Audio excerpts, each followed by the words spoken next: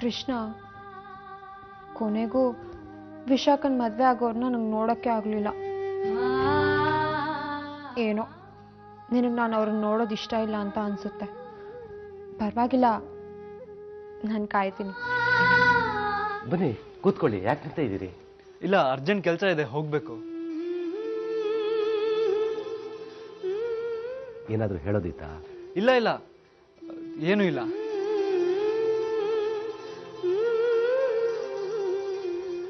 ಹೀಗೆ ದೇವಸ್ಥಾನದ ಹತ್ರ ಬಂದಿದ್ವಿ, ಕುಡಿಯೋಕ್ಕೆ ಒಂದು ಲೋಟ ನೀರು ಕೊಡ್ತೀರಾ?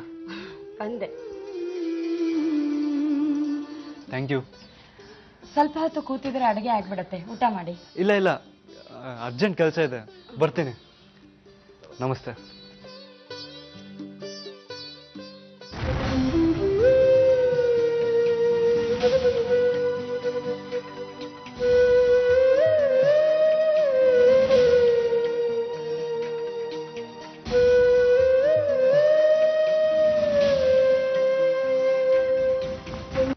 ಅಮ್ಮ, ಯಾರಾದ್ರೂ ಬಂದಿದ್ರಾ?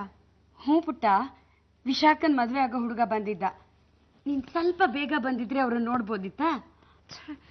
ನಾನು ಅವ್ರನ್ನ ನೋಡ್ಬೇಕಿತ್ತಮ್ಮ. ಪ್ರತಿ ಸಲ ಏನಾದ್ರೂ ಒಂದಾಗಿ ನಾನು ಅವ್ರನ್ನ ನೋಡಕ್ಕೆ ಆಗಲ್ಲ. ಇವತ್ತು ತಪ್ಪೋಯ್ತು. ಯಾಕೋ ಒಂಥರ ಸಪ್ಕಿದೀಯಾ? ಅಜ್ಜಿ, ವಿಶಾಖನ್ ಮನೆಗೆ ಹೋಗಿದ್ದೆ, ಅವಳನ್ನ ನೋಡ್ಬೇಕು ಅನ್ನಿಸ್ತು. ರಾಮ್ ರಾಮ, ಇದೆಂತ ಕೆಲಸ ಮಾಡಿದೀಯೋ? ಏನಾಯ್ತಜ್ಜಿ? ತಪ್ಪು ಮಾಡಿದ್ನಾ? ಹಾಗೆಲ್ಲ ಹೋಗ್ಬಾರ್ದು. ನಾಳೆ ಮಧುರಾಪುರದಲ್ಲಿ ಈ ವಿಷಯ ಗೊತ್ತಾದ್ರೆ ಈ ಮದ್ವೆನೇ ನಡೆಯೋ ಹಾಗಿಲ್ಲ ಅಂದ್ಬಿಡ್ತಾರೆ. ಸರಿ ಬೇಡಿ, ಇನ್ಮೇಲೆ ಹೋಗಲ್ಲ. ಮದ್ವೆ ಆಗೋವರೆಗೂ ಆ ಹುಡುಗಿ ಮುಖ ನೋಡೋ ಹಂಗಿಲ್ಲ.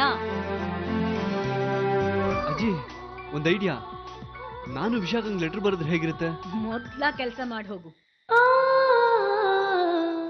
ಏನ್ ವಿಷಯ? ಅದು ವಿಶಾಲ್ ಸಾಹೇಬ್ರು, ಅಲ್ಲ ವಿಶಾಲ್ ಅನ್ನೋರು. ಏನಂತೆ? ವಿಶಾಲ್ ಅನ್ನೋರು ಕೊಟ್ರು. ನನ್ಗ? ಯಾಕೆ? ಗೊತ್ತಿಲ್ಲ, ಕೊಟ್ಟು ಬಾ ಅಂದ್ರು. ನಾನು ಹೋಗ್ತೀನಿ.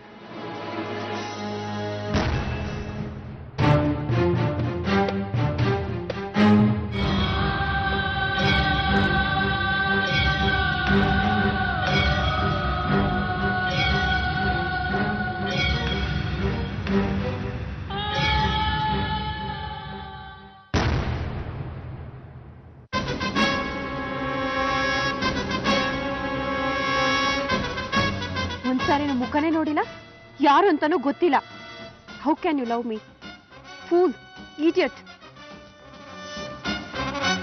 ಇವನನ್ನು ಹೀಗೆ ಬಿಟ್ರೆ ಟೂ ಡೇಂಜರಸ್ ಅನ್ಸುತ್ತೆ. ಒಳ್ಳೆ ಐಡಿಯಾ. ಡೈರೆಕ್ಟ್ ಆಗಿ ಹೇಳ್ಬಿಡ್ತೀನಿ, ನನಗೆ ಮದ್ವೆ ಇಷ್ಟ ಇಲ್ಲ ಅಂತ.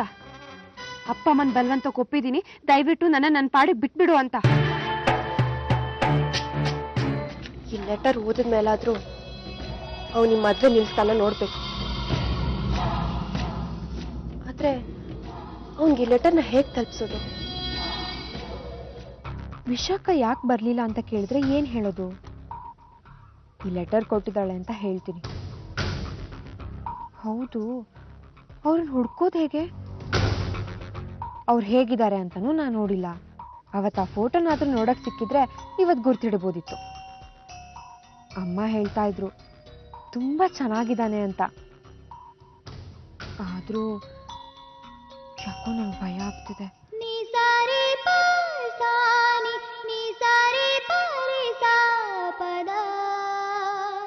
ಮಗ, ಯಾರ ಮಗ ನೀನು? ಜಗನ್ನಾಥ್ ರಾಯರ್ ಮಗ.